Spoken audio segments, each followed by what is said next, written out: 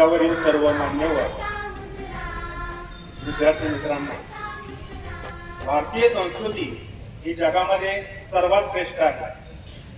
भारतीय संस्कृतीमध्ये नवागतांचं स्वागत केलं जातं.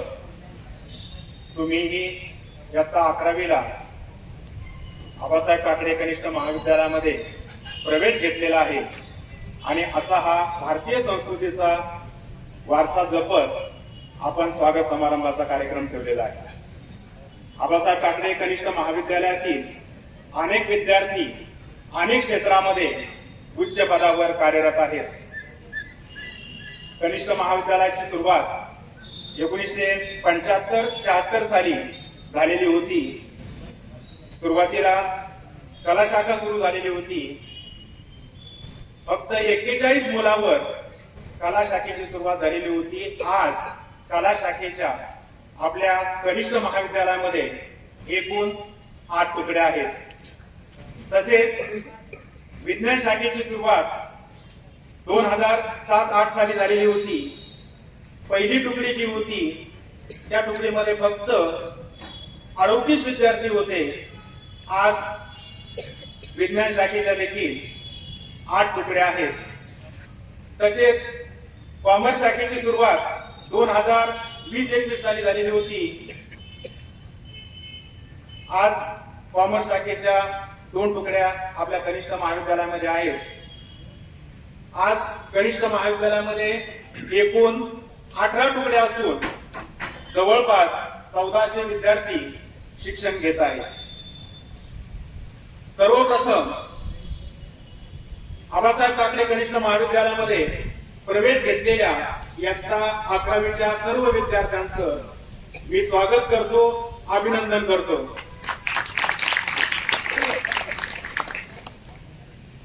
तुम्ही जो विश्वास दाखवला, तुम्ही आबासाहेब काकडे कनिष्ठ महाविद्यालयाची निवड केली, निश्चितच त्याचा फायदा तुम्हाला होणार आहे. आबासाहेब काकडे कनिष्ठ महाविद्यालयामध्ये वेगवेगळ्या पद्धतीचे उपक्रम राबवले जाणार आहेत आणि त्या उपक्रमाचा निश्चितच फायदा तुम्हाला भावी जीवनामध्ये होणार आहे.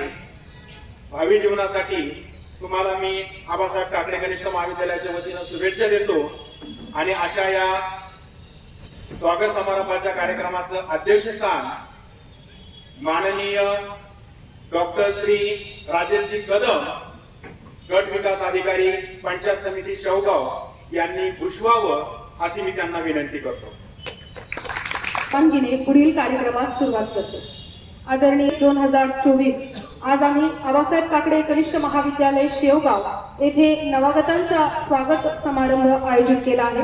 या स्वागत समारंभा प्रसंगी लाभलेले प्रमुख अतिथी आणि आजच्या कार्यक्रमाचे सन्माननीय अध्यक्ष श्री राजेश कदम यांचं स्वागत करणं क्रमप्राप्त आहे, कारण ही भारतीय संस्कृती आहे.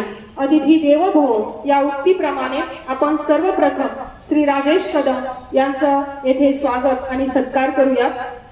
मी विनंती करेन आबासाहेब काकडे कनिष्ठ महाविद्यालयाचे सन्माननीय प्राचार्य श्री संपतजी दसपुते सर यांना की आपण श्री विभागाचे ज्येष्ठ शिक्षक श्री आगळे सर या सर्वांचं मी शब्दसुमनांनी हार्दिक स्वागत करते.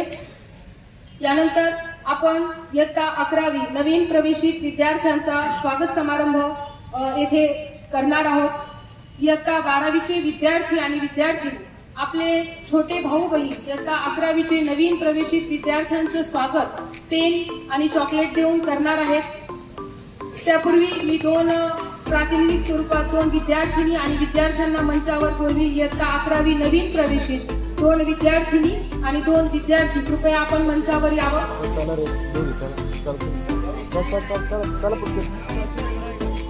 रे, उठा ना पटकन. चला दप्तर ठेवा, इथं दप्तर ठेवा रे खाली. इयत्ता 11वीच्या विद्यार्थी आपण इयत्ता 11वीच्या जे 2 विद्यार्थी आणि विद्यार्थिनी आपण मंचावर बोलवले यांचं पाहुण्यांच्या हस्ते प्रातिनिधिक स्वरूपात आपण येथे स्वागत करणार आहोत. त्याचप्रमाणे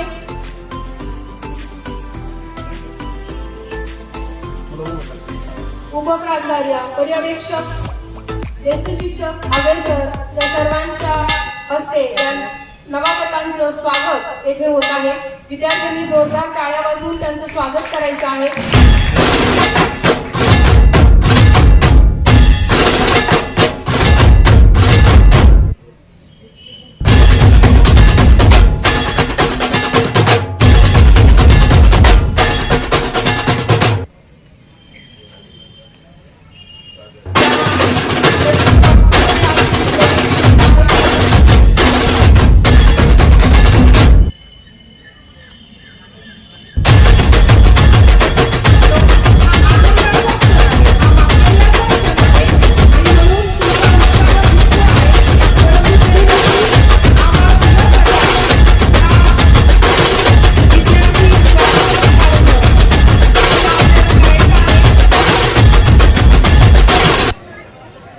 नाविन्याचा ध्यास उरी घेऊन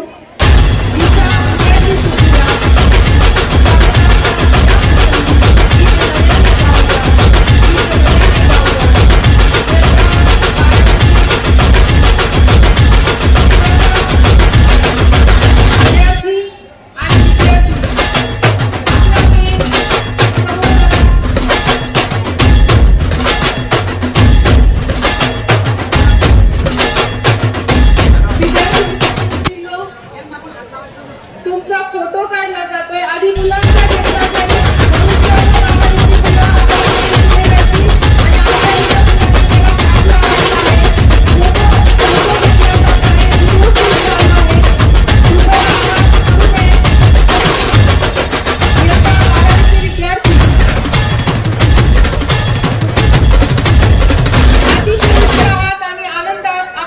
आपल्याला या नवागतांचं वेलकम त्यांचं स्वागत इथे करायचं आहे.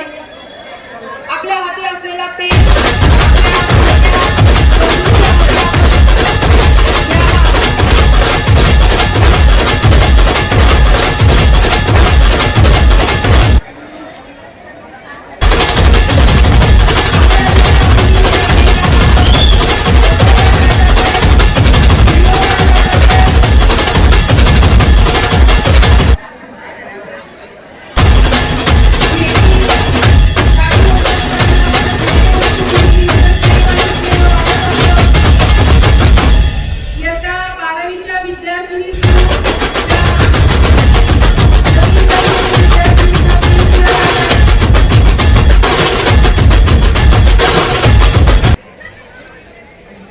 मुलांनी समर्थन करायचे सगळ्यांनी. रांगा सगळे क्रम त्याच्यात मुलांना लक्ष नाही आलं तुझं.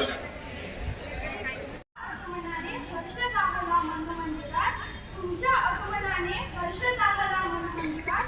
करते प्रेम भावे आपले स्वागत या विद्या मंदिरात. करते प्रेम भावे आपले स्वागत या विद्या मंदिरात. नमस्कार मित्रांनो, आज इयत्ता 12वीचा स्वागत समारंभ.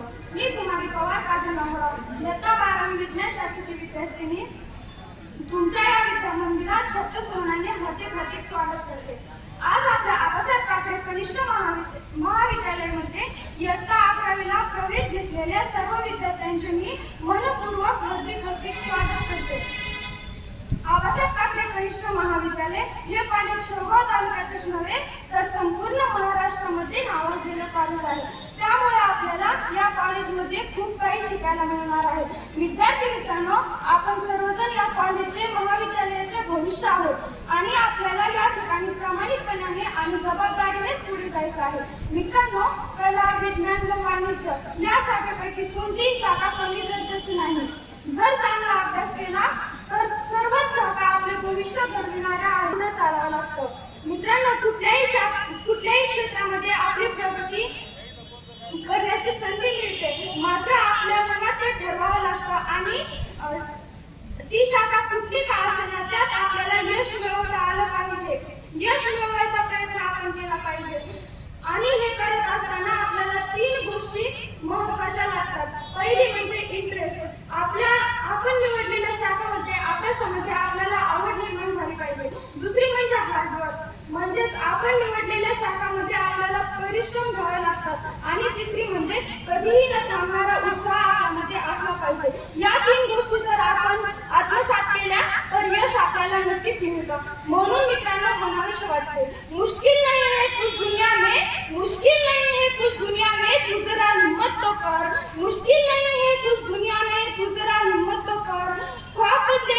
दिक्कत नहीं, तू जरा कोशिश तो कर, तू जरा कोशिश तो कर.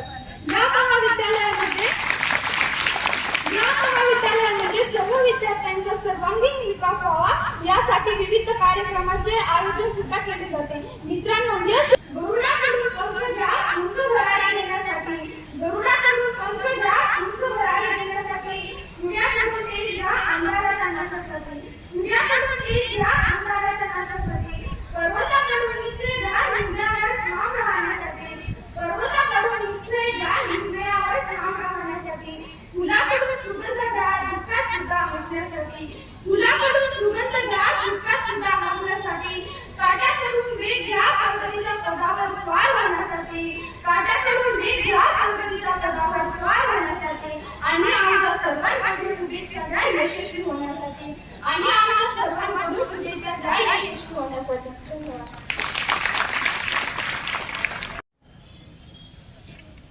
या कोपऱ्याला जी मुलं आहेत यांनी या कार्यक्रमाचा अहवाल मला तयार करून द्यायचा आहे. लक्षात घ्या, आज इयत्ता 11वीच्या स्वागत समारंभासाठी खास करून शिक्षणावर प्रेम करणारे या तालुक्याचे गटविकास अधिकारी BDO सन्माननीय राजेशजी कदम साहेब, पालक प्रतिनिधी वावरे, या महाविद्यालयाच्या उपप्राचार्या खेडकर मॅडम, पर्यवेक्षक उर्भरे सर, त्याचबरोबर मंचावर उपस्थित सर्व सन्मान्य आणि या ठिकाणी विशेष करून आपल्या पाल्याची काळजी असलेले सर्व सन्मान्य पालक, विद्यार्थी, मित्रमैत्रिणींनो, जीवनाच्या प्रत्येक वळणावरती असे प्रसंग येणार ज्याला आपल्याला सामोरं जावं लागणार. तुम्ही आता पहिलीला किंवा अंगणवाडीला ज्या ठिकाणी प्रवेशित झाला त्यानंतर तुमचा जीवनाचा हा शैक्षणिक प्रवास ज्यावेळेस पुढे सुरू झाला, चौथीला तुम्हाला तुमची ती जुनी प्राथमिक शाळा सोडावी लागली असणार आहे. त्यानंतर तुम्ही कुठंतरी 5वी ते 10वी हे माध्यमिक शिक्षण पूर्ण केलं आणि हा जीवनाचा एक निर्णायक टप्पा आहे. याला टर्निंग पॉइंट म्हणतात, कारण जीवनाच्या दिशा तुमच्या याच टप्प्यावरती ठरल्या जातात, ते म्हणजे उच्च माध्यमिक शिक्षण. आणि अशा या उच्च माध्यमिक शिक्षणासाठी तुम्ही आबासाहेब काकडे कनिष्ठ महाविद्यालयाची निवड केली. त्याबद्दल मी सर्व विद्यार्थ्यांचं विद्यालयाच्या वतीनं हार्दिक हार्दिक स्वागत करतो. आपण किती कंजूस आहोत त्याचं उत्तर मला या स्वागत समारंभाच्या रूपाने मिळालंय. टाळ्या वाजवल्या तर किती, की त्या पण असे 1 2 3 बस संपलं, एवढी कंजूसी आपल्याकडे आहे का? भारतीय संस्कृतीमध्ये दातृत्वाची भावना आहे. मग इयत्ता 11वीच्या मुलांचं स्वागत 12वीच्या मुलांनी एवढ्या जोरदार करावं की खालच्या वेशीच्या लोकांना देखील जाणीव व्हावी की अरे काकडे विद्यालयात काहीतरी वेगळा कार्यक्रम चालू झाला दिसतोय. होईल ना तशा पद्धतीने? तर या 11वीच्या विद्यार्थ्यांसाठी एकदा जोरदार टाळ्या उद्या.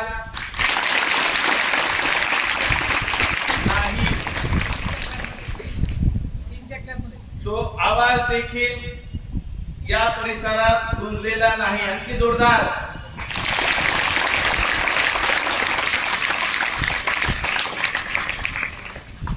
हे यासाठी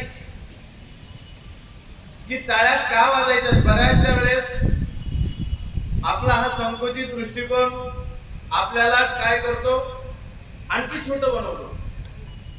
आणि त्याचाच परिणाम काय घडतोय माहिती, की आपण दिवसेंदिवस अशा स्वरूपाच्या मनोवृत्तीकडे झुकत आहोत की आता कॉलेज जीवनामध्ये प्रवेश घेतलाय, मग मी काहीतरी एक वेगळ्या स्टेजला पोहोचलेला.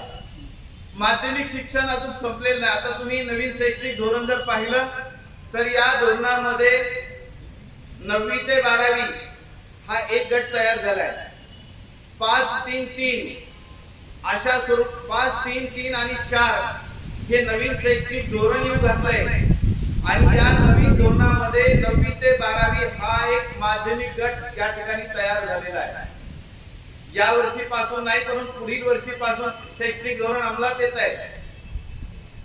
ज्यावेळेस ही मुलं आता 12वीची मुलं सिनियर कॉलेजला जाणार आहे, प्रत्यक्ष नवीन शैक्षणिक धोरणाला तुम्हाला सामोरं जायचंय आणि या नवीन शैक्षणिक धोरणामध्ये आजपर्यंत आपण पारंपरिक पद्धतीने शिक्षण घेत होतो, यापेक्षा वेगळ्या शिक्षणाच्या संधी तुमच्यासाठी असणार आहे. कारण येणारं नवीन धोरण आणि या नवीन धोरणामध्ये कुठल्याही शाखेच्या भिंती आता राहिलेल्या नाहीत, शाखा बंद होणार आहेत. मग क्रेडिट सिस्टीम आलेली आहे. विज्ञान शाखेच्या विद्यार्थ्यांना आर्ट मध्ये जर आवड असेल तर त्या क्षेत्रामध्ये जाता येईल, कारण कौशल्याधिष्ठित शिक्षण येऊ घातलंय. आज आमच्या मुलांकडे डिग्र्या आहेत परंतु कुठलंच कौशल्य नाही. दारोदार नोकरीसाठी हिंडतायत, नोकरीच्या संधी उपलब्ध नाहीत. मग याच शिक्षणामधून त्यांना असं कौशल्य मिळावं की ज्या कौशल्याच्या आधारे तो विद्यार्थी ती विद्यार्थिनी स्वतःच्या पायावरती उभी राहावी. आज तुमचा स्वागत समारंभ आणि या भारतीय संस्कृतीचा उल्लेख केला देशमुख सरांनी की प्रत्येक नवागत नवीन गोष्टीचं स्वागत आपण करतो का. घरी नवीन गाडी घेतली आपण पूजा करतो की नाही.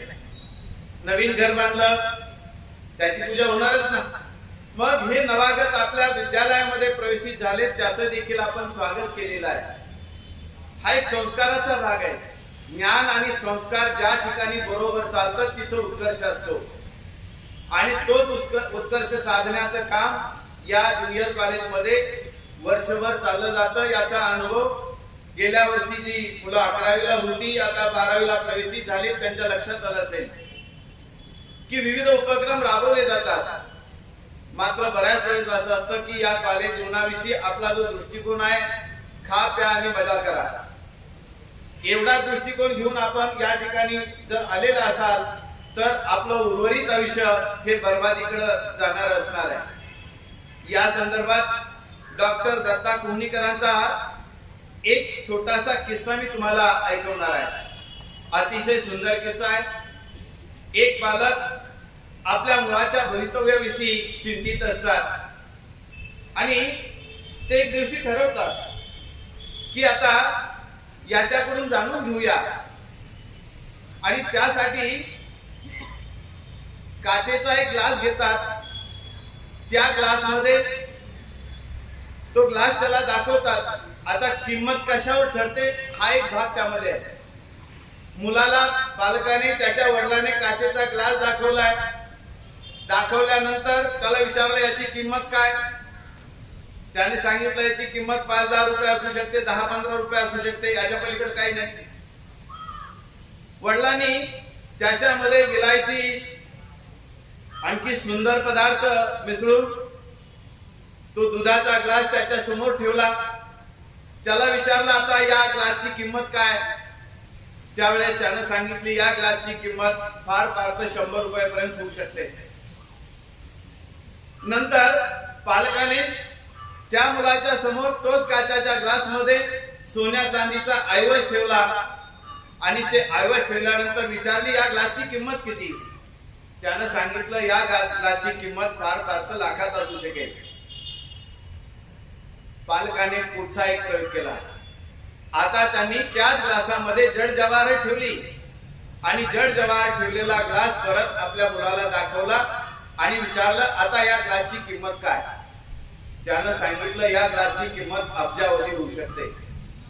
विद्यार्थी मित्रांनो, हा जो प्रसंग आहे त्या विद्यार्थी आणि त्या पालकाच्या जीवनातील ते पालक आपल्या विद्यार्थ्याला समजावून देत आहेत की या ग्लास मध्ये प्रत्येक वेळेस वस्तू बदलली आणि वस्तू जशी बदलली तशी त्याची किंमत देखील बदललेली आहे. तुझं जीवन देखील त्या ग्लास सारखं आहे. या जीवनामध्ये तू काय बनणार आहे त्याच्यावर तुझी किंमत ठरणार आहे, त्याच्यावर तुझं आयुष्य ठरणार आहे.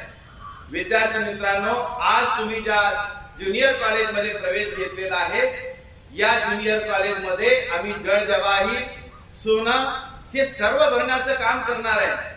परंतु या ग्लास मध्ये कोण घेणार त्याच्यावर त्याची किंमत ठरणार आहे. काही बरीचशी अशी आहे की ते ठरवणार आहेत आता माझी किंमत 10 ते 15 रुपये म्हणजे मोकळ्या ग्लासची किंमत. तसंही जीवन जगणारी काही असतील, काही ठरवतील की नाही मला याच्यामध्ये थोडस आणखी भर टाकायची, ते 100च्या किमतीत जातील. काही आणखी असे ठरवतील की नाही याही पेक्षा मला जास्त काहीतरी कष्ट करावे लागतील, अभ्यास करावे लागेल, त्यांचं जीवन लाख मोलाचं होईल. आणि याही शिवाय काहीतरी या ठिकाणी जीवनात मिळवायचं ही जिद्द ठेवून जे काम करतील या ज्युनियर कॉलेजमध्ये त्यांची किंमत अब्जावधी ठरणार आहे, ही मी या ठिकाणी तुम्हाला खात्रीने सांगतो.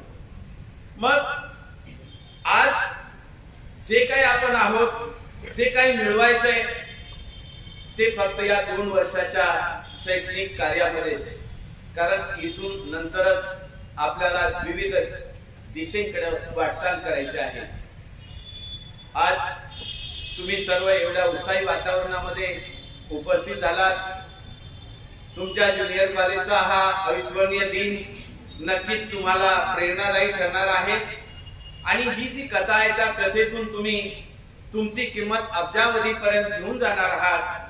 अशा प्रकारचं वर्तन या 2 वर्षाच्या कालावधीमध्ये तुमचं असावं, कारण स्वतःचा उत्कर्ष हा स्वतःलाच करायचा आहे. आणि त्या उत्कर्षासाठी जे जे काही चांगलं आहे ते घेण्याचा प्रयत्न करा, ते सामावून घ्या स्वतःमध्ये.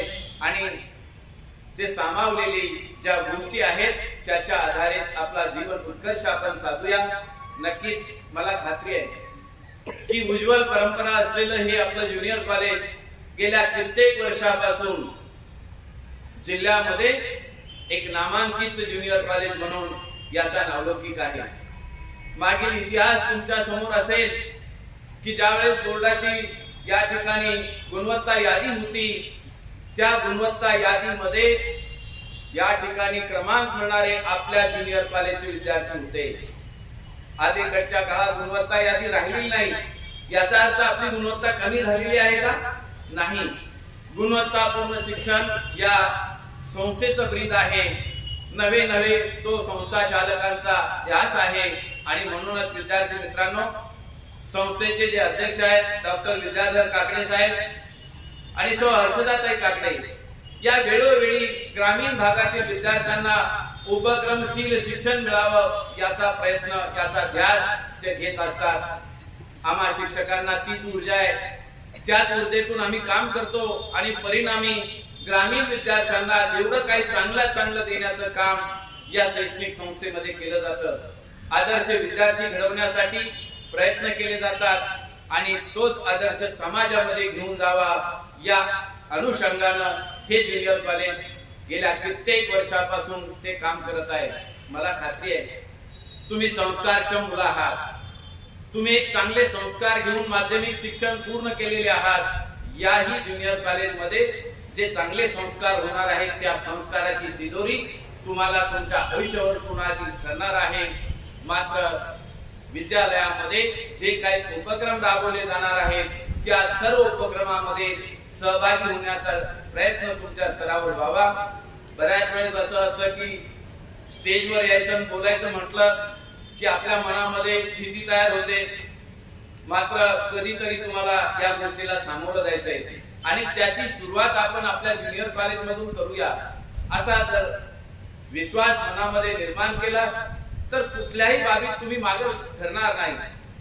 प्रत्येक वेळेस मनामध्ये ती सकारात्मक ऊर्जा जागृत करा की ज्या ऊर्जेच्या माध्यमातून तुम्ही एक आदर्श विद्यार्थी घडणार.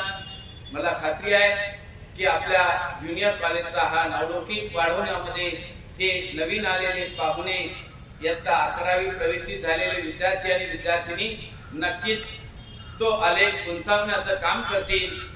आणि आजच्या या शुभ दिनी तुम्हा सर्वांना पुनश्च एक बार मी या ठिकाणी शुभेच्छा देतो. भावी आयुष्यासाठी तुमचं हार्दिक स्वागत करतो आणि माझं या ठिकाणी भाषण थांबवतो. जय हिंद, जय भारत.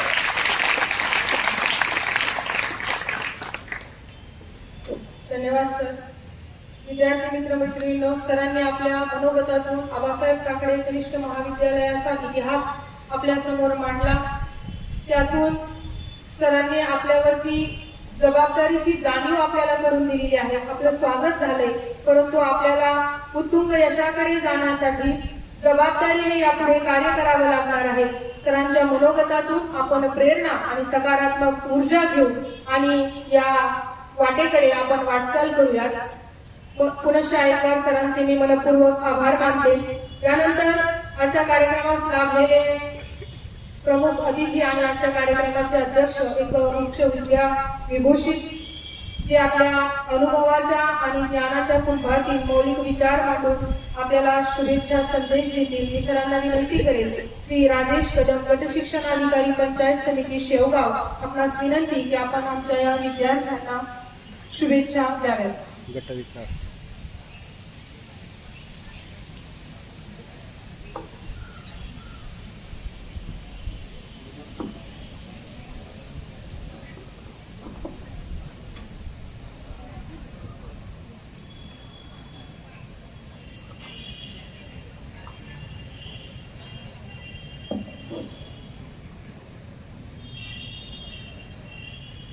सन्माननीय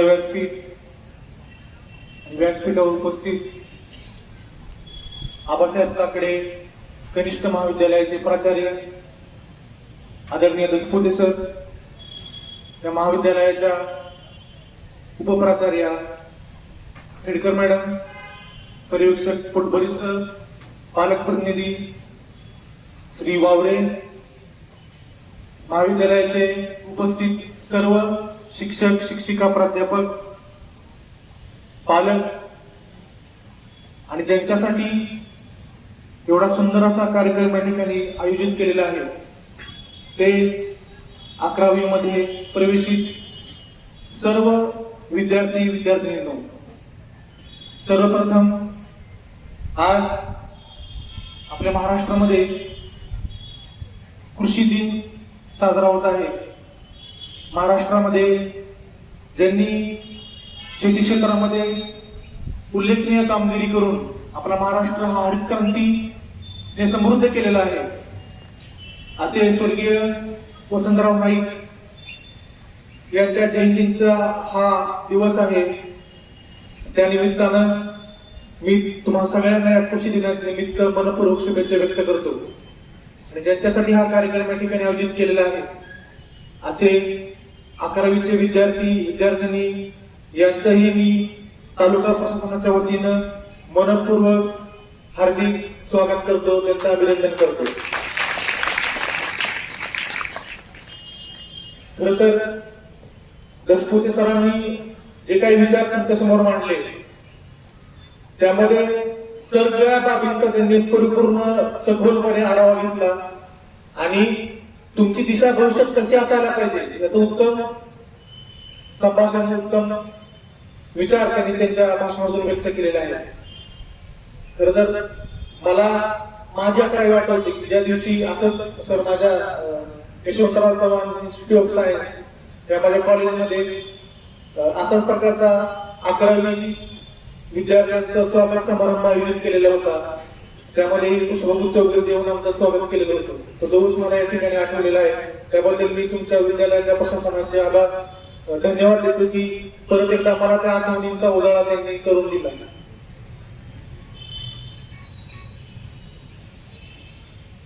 खर तर हा 11वी तुमच्या जीवनातला सगळ्यात महत्वाचा टप्पा आहे. आता तुमची मनातील माइंडसेट अशी असते की 10वी पर्यंत आम्ही कुठेतरी एखाद्या चौकटीमध्ये राहत होतो. सकाळी 11 ते 5 शाळा करणे, ठरवून दिलेली तासिका अटेंड करणे. मात्र आता मी मुक्त झालो. दुसरी भावना अशी असते की आतापर्यंत तुमचे शिक्षक तुम्हाला नावाने ओळखायचे, तुमचं पूर्ण नाव शिक्षकांना तुमच्या पाठ होतं. पण आता तसं काही असणार नाही. त्यामुळे माझं कोणावरही लक्ष असणार नाही किंवा माझ्यावरती कोण कंट्रोल करणार नाही अशी एक भावना आहे. कालपर्यंत तुम्ही कुठल्या कपडे कसे घालता, तुमची हेअरकट कशी असावी, तुम्ही मोबाईल वापरता का नाही, या गोष्टीवरती नियंत्रण होतं. आता मी मुक्त झालो. आता मला कसल्या प्रकारचं बंधन नाही. एका मुक्त वातावरणामध्ये आता मी इथून पुढचा प्रवास करेल, मी एन्जॉय करेल, अशा प्रकारचं माइंडसेट, अशा प्रकारचं कुठंतरी तुमच्या भावना तुमच्या मनामध्ये असू शकते. ठीक आहे, प्रत्येकाच्या मनामध्ये असते. तुमच्या आयुष्यातला हा जो काळ आहे तो एक ट्रान्झिशन फेज ज्याला म्हणतो आपण. ट्रान्झिशन म्हणजे काय, एक बदलाचा हा काळ आहे. त्या काळामध्ये अशा प्रकारच्या भावना व्यक्त होणं, त्या असणं हे नैसर्गिक आहे. परंतु मित्रांनो, एक लक्षात ठेवा की इथून पुढे तुमच्या आयुष्यातील एक जबाबदारीचा क्षण, जबाबदारीचा टप्पा हा सुरू होत आहे. आजपर्यंत तुम्ही तुमच्या शिक्षकांच्या, तुमच्या पालकांच्या एका चौकटीमध्ये त्यांच्या नियंत्रणाखाली तुमचं काम करत होता, तुमचा अभ्यास करत होता. आता मात्र त्याही पलीकडे जाऊन तुम्हाला स्वतःसाठी काहीतरी चांगलं करण्याचा जो काळ आहे, त्या काळाची आजपासून सुरुवात होत आहे. हे लक्षात घ्या. तुमचा इथून पुढचा प्रवास कसा असेल, तुमचा प्रवास म्हणण्यापेक्षा आयुष्य पुढचं कसं असेल, हे तुम्ही ह्या 2 वर्षामध्ये जे काही कष्ट कराल त्यावर डिपेंड आहे, त्यावर अवलंबून आहे. त्यामुळं मुक्तता ह्याबद्दल तुम्ही आनंद व्यक्त करा, पण त्याचबरोबर तुमच्यावर जी जबाबदारी आली आहे त्याचंही देखील भान ठेवा. तारुण्य, आता बघा तुम्ही तर सर म्हटले की 16वा वर्ष धोक्याचं, असं आपल्याकडे गाणं असतं. 16वा वर्ष धोक्याचं आहे तेवढंच मोक्याचं पण आहे. जर तुम्ही ह्या मोक्याचा जर फायदा घेतला सकारात्मक पद्धतीने तर तुमचं आयुष्य नक्कीच सुकर होईल, समृद्ध होईल. या मृत्युंजय नावाची कादंबरी आहे. त्या कादंबरीमध्ये शिवाजी सावंतांनी सांगितलेलं आहे की तारुण्य म्हणजे ज्वलंत धमन्यांचं अविरत स्पंदन. तारुण्य म्हणजे निसर्गानं मानवाला दिलेला सर्वश्रेष्ठ वरदान. तारुण्य म्हणजे लात मारीन तिथं पाणी काढीन अशा प्रकारची भावना मनामध्ये असण्याचा काळ. तारुण्य म्हणजे मी जे ठरवेन, मी जे मनामध्ये आणेन ते सत्यामध्ये उतरवेन अशा प्रकारचा उत्साह असणारा काळ. ह्या तारुण्याच्या काळामध्ये तुम्ही आज प्रवेश करत आहात किंवा मला काही केलेलं आहे. सांगायचा मुद्दा एवढाच की ह्या काळात तुम्ही जर एखादी गोष्ट मनामध्ये आणली तर ती 100% पूर्ण होऊ शकते. 100% त्याच्यामध्ये उत्साहानं तुम्ही काम करू शकता. अशा प्रकारचा काळ हा सुरू होत आहे आणि त्यासाठी तुम्ही मेहनत करायला पाहिजे, कठोर परिश्रम करायला पाहिजे. तुम्ही काही पण करा, म्हणजे आता इथं 3 शाखेचे विद्यार्थी आहेत, सायन्स, आर्ट, कॉमर्स. तुम्ही कुठल्याही क्षेत्रामध्ये असा त्या क्षेत्रातला सर्वोत्तम झालं पाहिजे ही भावना सतत कायम ठेवा. लोकमान्य टिळकांच्या आयुष्यातील एक प्रसंग आहे. लोकमान्य टिळकांचे चिरंजीव होते, त्यांचा मुलगा होता. त्या मुलाला प्रश्न पडला की बाबा तुम्ही एवढे मोठे नेते आहात, एवढे मोठे पुढारी आहात, परंतु मी माझ्या आयुष्यात काय करू, मी कुठलं करिअर निवडू, मी काय कुठल्या क्षेत्रामध्ये माझं करिअर करू, असा प्रश्न टिळकांच्या मुलाने टिळकांना विचारला. टिळकांचं उत्तर होतं की बाबा रे, तू कोणत्या क्षेत्रामध्ये करिअर कर, परंतु त्यामध्ये सर्वोत्तम हो. अगदी तू चप्पल शिवायचा व्यवसाय जरी सुरू केला, चप्पल शिवण्याचा व्यवसाय जरी सुरू केला तरी मला काही हरकत नाही, परंतु अशा प्रकारे चप्पला शिव त्याच्या पुण्यामध्ये लोकांनी नाव काढलं पाहिजे की चप्पल विकत घ्यावी तर कुणाकडून, टिळकांच्या मुलाकडून. म्हणजे काय, कुठल्याही क्षेत्रामध्ये काम करा पण त्या कामामध्ये सर्वोत्तम बना. सर्वोत्तम जर तुम्ही कामगिरी केली त्या क्षेत्रामध्ये तर तुम्ही त्या क्षेत्राचे सर्वोत्तम बनू शकता आणि तुमचा इथून पुढचा जो प्रवास आहे आयुष्याचा तो तुम्ही सुखकर करू शकता. जाता जाता एक छोटीशी गोष्ट तुम्हाला सांगतो आणि माझं भाषण मी संपवतो. मित्रांनो, एक मूर्तिकार असतो. तो मूर्तिकार गावामध्ये फिरत असतो आणि मूर्त्या घडवण्याचं काम करत असतो.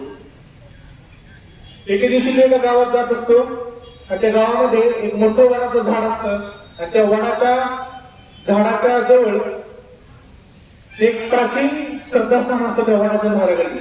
तिथे लोक काही दगडांची पूजा करायचे आणि त्या गावात असा निर्णय झाला की बाबा हे जे आपलं स्थान आहे ते अतिशय जागरूक स्थान आहे, तिथं आपण एक मंदिर बांधूया आणि त्या मंदिरासाठी तिथे असलेल्या दगडांपासून आपण मूर्ती तयार करूया आणि त्या मूर्ती तयार करण्याचं काम त्या मूर्तिकाराला दिलं जातं.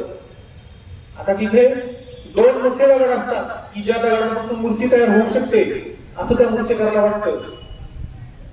त्यापैकी एका दगडाची तो निवड करतो आणि त्या दगडावरती तो मूर्ती तयार करण्याचं काम करतो. आता दगडापासून मूर्ती तयार करणं म्हणजे सोपं काम नाही. छनी आणि हातोडा याचे वार त्या दगडाला सहन करावे लागतात. मूर्ती करण्याचं काम सुरू होतं, परंतु तो जो दगड असतो तो ते वार सहन करू शकत नाही. एक 2-3 दिवस सुरू काम केल्यानंतर एक 10%-15% काम पूर्ण झाल्यानंतर त्या दगडाची क्षमता संपते, तो ते वार सहन करू शकत नाही आणि शेवटी एक 2 ते 3 दिवसानंतर त्या दगडाला चिर पडते आणि तो दगड क्रॅक जातो, त्याला फुटतो. दगड फुटल्यानंतर मूर्तिकार देखील वाईट वाटतं की अरे हा दगड फुटला आणि त्याला 2 दिवस आपण एवढं सहन केलं, कष्ट केलं तरी हा दगड फुटला. ठीक आहे, दगड त्याला बाजूला टाकून देतो, त्याच्या दुसरा दगड असतो. त्या दगडाला तो त्या दगडाचा वापर करून तो मूर्ती करायला सुरुवात करतो. त्या दगडालाही तशाच प्रकारचे वार देतो, त्या दगडात तशाच प्रकारचे हातोड्या आणि खणीने ते त्यावरती आघात करत असतो. परंतु तो दगड सक्षम असतो. दगडालाही प्रचंड वेदना होतात, परंतु तो दगड सगळ्या वेदना पचवतो, कठोर परिश्रम करतो, वार सहन करतो आणि साधारणतः 10 ते 15 दिवसानंतर त्या दगडापासून सुंदर अशी मूर्ती तयार होते. ती मूर्ती तयार झाल्यानंतर ती मूर्ती तयार तिथं मंदिर बांधलं जातं त्या वडाच्या झाडाखाली आणि ते मंदिरामध्ये ती मूर्ती ठेवली जाते, तिची पूजा केली जाते. मूर्तिकार तिथून निघून जातात. त्यानंतर 5 वर्षानंतर तो मूर्तिकार परत त्या गावामध्ये येतो आणि ते सगळं रूप बघतो. सुंदर अशी मूर्ती त्यांना घडवलेली असते, ती त्या मंदिरामध्ये विराजमान असते.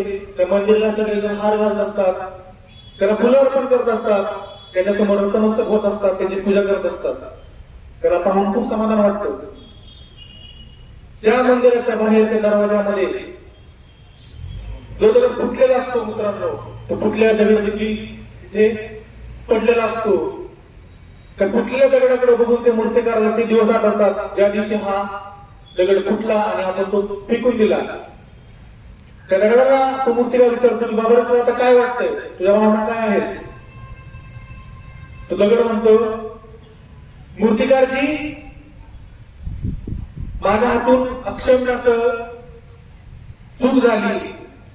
ज्यावेळी तुम्ही माझी निवड केली होती त्या निवडीच्या दरम्यान तुम्ही माझ्यापासून मूर्ती तयार करण्याचं ठरवलं, परंतु तुम्ही जे आघात त्यावेळी दिले मला ते मी सहन करू शकलो नाही. कदाचित मी सहन करू शकलो असतो, परंतु मी तो पेशन्स ठेवला नाही, ते कष्ट सोसले नाही आणि त्यामुळे आज ज्या मूर्तीनं किंवा ज्या दगडानं हे सगळे सहन केले, ज्याने परिश्रम घेतले, तो दगड आज मूर्तीच्या स्वरूपात मंदिरामध्ये आहे आणि मी ते कष्ट केले नाही ठराविक काळामध्ये.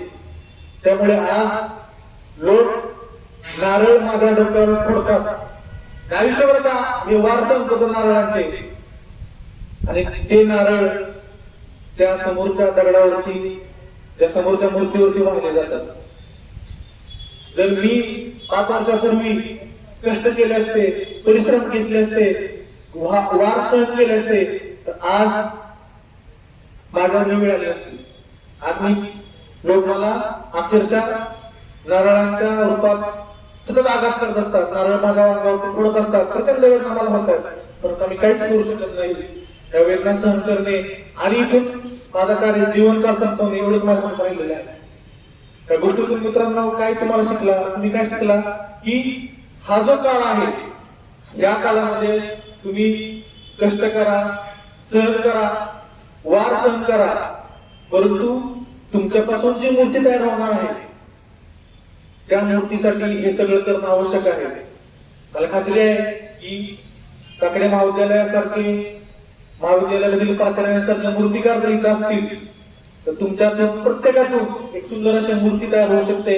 परंतु हे होत असताना तुम्हाला प्रचंड मेहनत करावी लागेल, वार सहन करावे लागतील, परिश्रम घ्यावे लागतील.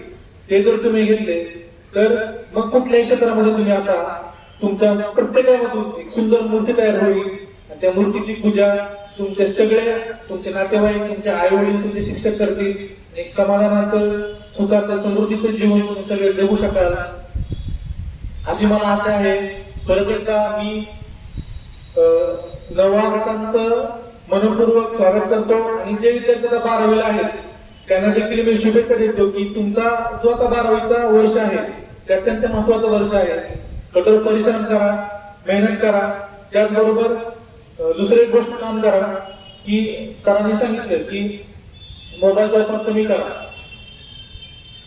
मोबाईलचा वापर तुमच्या सकारात्मक डेव्हलपमेंटसाठी झाला तर त्याबद्दल माझं दुमत नाही. परंतु तुम्ही जर आज बघत असाल तर खूप फालतू गोष्टींसाठी आपण मोबाईल वापरतो.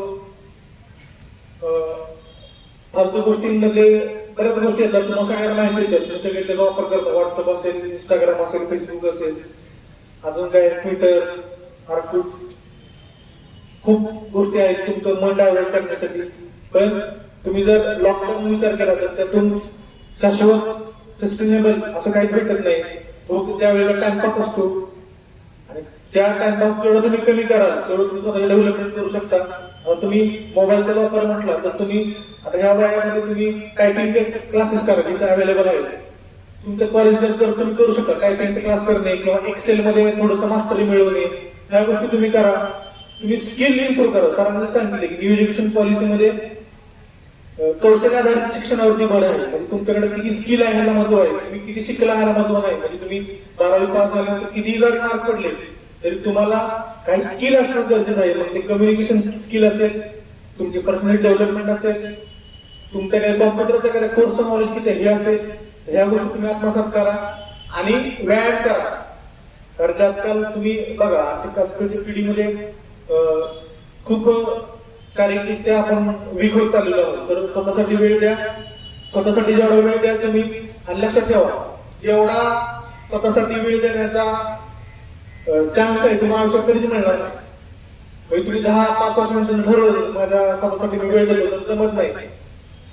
आता तुमच्यावर कुठलीही जबाबदारी नाही. त्याच्यामुळे स्वतःसाठी वेळ द्या, परिश्रम करा, अभ्यास करा, प्रचंड मेहनत करा. तरच तुमचा पुढचा जो काही कार्यकाल आहे तो तुम्ही सुखाने व्यतीत करू शकता.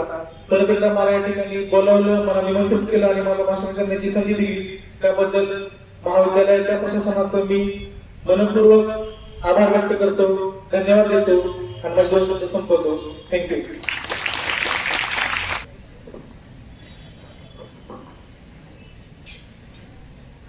आजच्या कार्यक्रमाला उपस्थित आजच्या कार्यक्रमाचे सन्माननीय अध्यक्ष श्री राजेश कदम यांचेही या ठिकाणी खूप खूप आभार. त्यांनी विद्यार्थ्यांना खूप असं अनमोल असं मार्गदर्शन केलेलं आहे, त्याबद्दल त्यांचे खूप आभार. त्याचप्रमाणे आबासाहेब काकडे कनिष्ठ महाविद्यालयाचे प्राचार्य यांचेही या ठिकाणी खूप खूप आभार. त्यानंतर सन्माननीय उपप्राचार्य रूपा खेळकर मॅडम यांचेही या ठिकाणी खूप खूप आभार.